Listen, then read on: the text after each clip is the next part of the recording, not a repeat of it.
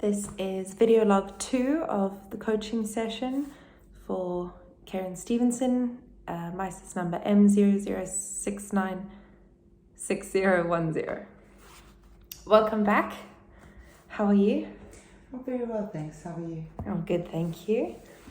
So, last time we met, about 2 weeks ago, I think, we spoke about a problem that you had with a speaker coming into your class, and they said some information that was wrong, and you were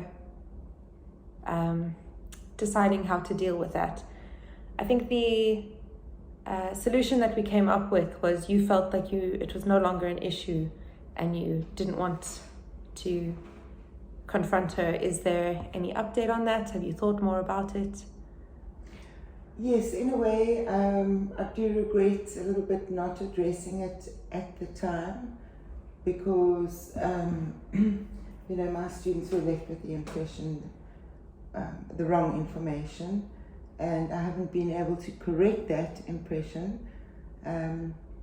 It wasn't a big deal, as discussing it with you made me realize that perhaps I built it up into something that was more than it should have been, but at the same time, I'm a bit concerned about how will I prevent this happening in the future. Okay. So do you think that issue in itself, do you think that's a standalone issue? Do you think there's anything else that might be a problem? I think I could improve my communication with co-workers. Okay. And perhaps be more explicit in what I'm expecting, and just try and circumvent this from happening again by being more, being clearer as to what I'm expecting, and hopefully getting some information from the person beforehand as to which kinds of examples they're going to use. Okay, so you feel as though that situation, correct me if I'm wrong, that situation is over, it's done with. Do you feel like you'll revisit it at all? That particular one? I don't think so, but I think I must learn from that for future similar situations so that it doesn't happen again. Okay. So you mentioned a communication issue. Before we get to that, do you think there was any benefits of dealing with the situation the way you did? In a sense, in that I didn't point out the error to my co-worker, so she's blissfully unaware that she used an inappropriate or incorrect example, and so there's a benefit in that she's not stressed about it, but at the same time, I don't want it to happen again. Do you feel like that's more a challenge that just pertains to your outcome of the situation, or do you think that this challenge might affect her as well?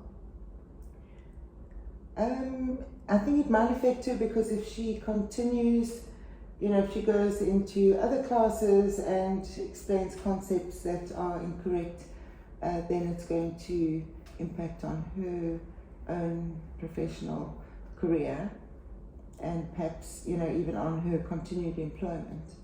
So in a sense, perhaps I did have a responsibility to point out the error so that she can also learn from it and do better next time.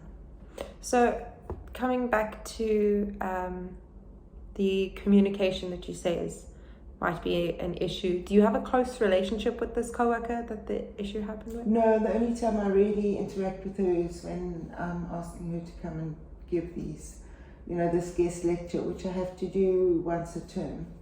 And do you have different people for each guest lecture, or does she come every single time? For this particular topic, it's her, but I do also have other topics which we have guest lectures coming along for. Okay, and do you feel that anything like this has happened before, or is this a first time situation? It's the first time in the sense of somebody has provided in a position of expertise has provided incorrect information. Okay. So are you close with any of your team? No, I'm a pretty sort of independent worker. I don't make a habit of getting very close to my co-workers. I like to do my work and hopefully they do theirs. But again, maybe I can improve on that in some way. So what I feel would be beneficial, not only to you, but your co-workers as well. As you said, these challenges could affect her with her employment if you had said nothing, but at the same time, she's blissfully unaware. If you had a closer connection with this co-worker, if you felt like you had grounds to speak to her on these things, this could benefit both of you in a sense where you feel like you can support others and ensure that they're doing the right thing, while also feeling like you are doing your duty as an educator to ensure that everybody's on the same wavelength, and possibly they might support you in future as well. Yes, I definitely think that would be a positive outcome, yeah. That's great.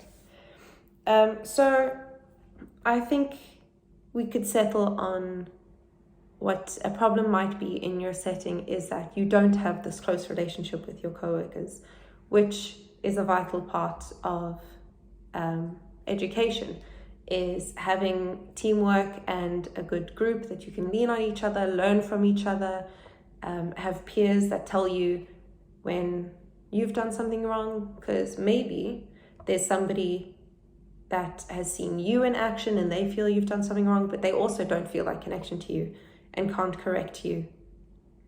No, I do agree with that completely. Great.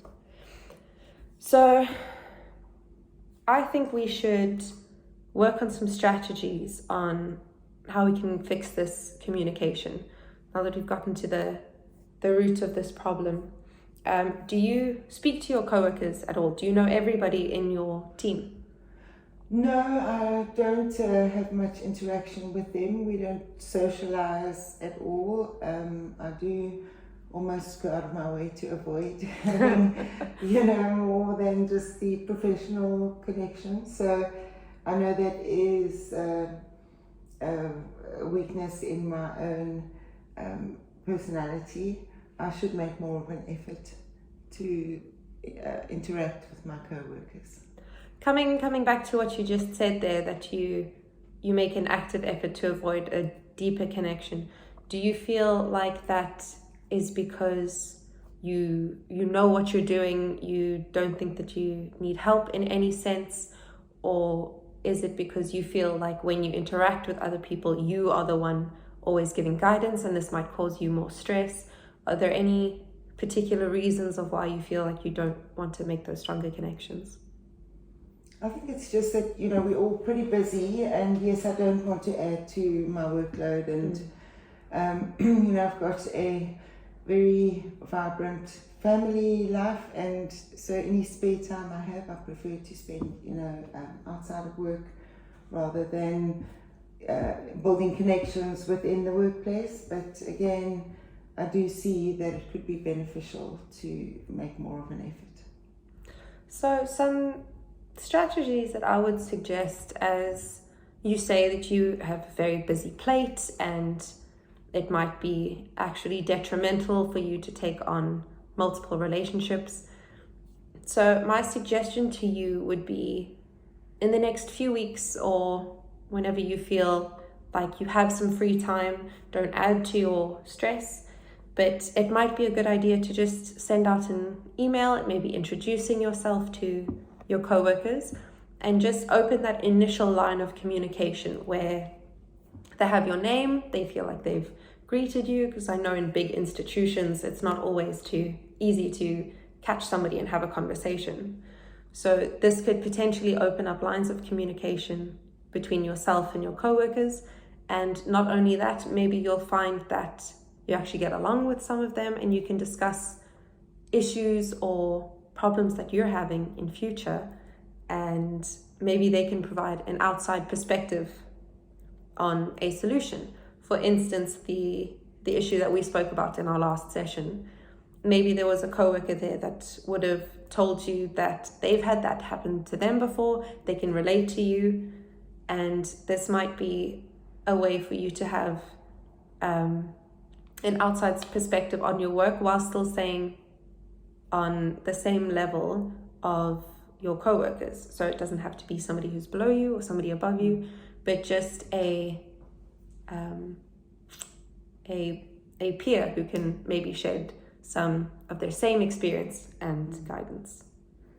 That sounds like a very good idea and workable plan. I know, like for example, with group work, I always try and avoid group work, but when I'm forced to do group work, I always see the benefits. I'm the same. The same. It's very it can be very intimidating to have to share your issues and your problems with somebody else that you don't know as well. But as I can say from experience that it is incredibly helpful to have people who are on the same level, possibly have the same problems, and sometimes it's good to just speak to somebody, be able to get things off your chest. So while you might not provide guidance in an educational sense, it could just be that having somebody to relieve stress and speak to could lighten the, as you said, such a busy workload that you have. Maybe it would feel less busy if you were able to offhand some of that stress and share. What do you think? Yeah, I think that's a very good way forward. Okay, I'm glad you think so. So I would suggest you send off that initial email. Okay. And after that's happened, maybe you made at least one connection. I would like you to try and have at least one connection.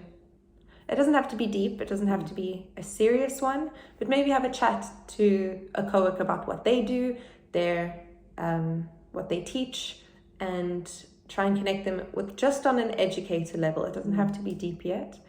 And then we can meet again, maybe let's say in a month, and we'll go over how that initial meeting went, how it made you feel, and we can talk about any other problems that you've had so far. And then maybe we'll set up more intimate things like just a coffee meeting in the middle of your lectures with a coworker. Yeah. And we can discuss that further at the next session. Sounds great. Great. Thank you for your time. Do you feel like this session has helped at all, enlightened you at all? Definitely. I think it's always useful to reflect on one's practice and, where one could do better, and get insights from people who, are not involved in the exact situation. So, yes, I do appreciate that opportunity. What benefits do you think you could see from coming out of this, from creating a closer connection? I think, as soon as you break the ice, it gets a little bit easier every time to make connections with co-workers. When you force yourself to have to do it, when you're kind of accountable and you make a plan, okay, we're going to send out that email, I'm going to make this approach, and I know I'm going to need to report back to my... I will hold you accountable. So I think in that sense it will be beneficial, because I probably wouldn't have done it if left to my own devices. And I think, in the long run, it always helps to have allies, to have relationships at work. So I think it can only benefit both myself and my co-workers. So you say only benefits. Do you think that there's any challenges or issues that might arise from doing this? I can't see any negatives. I think,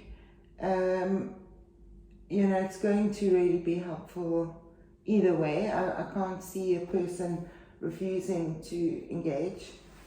Of course, if they did refuse to engage, then that might feel quite hurtful, but I don't anticipate that would happen, because I do work in an environment where people are generally quite supportive, and I don't have personal issues with others, so I don't see any negatives coming out of this plan. Coming back to what you said about potentially if they reject the invitation, you might feel a little bit hurt. If something like that does happen, you can always just tell yourself that maybe they are just like you and they don't have a coach to push them to do something, and they too would rather like to be independent, rather than seeing it as a reflection of yourself and how they feel about you. Right. But yeah, so we will meet again in a month and we'll chat about how that goes. I hope you make a friend at work in this next month. Thank you very much for meeting with you again. Pleasure. Hope I've been helpful. Very helpful. Thanks for your time. Glad to hear it. Thank you so much. Okay then. Bye.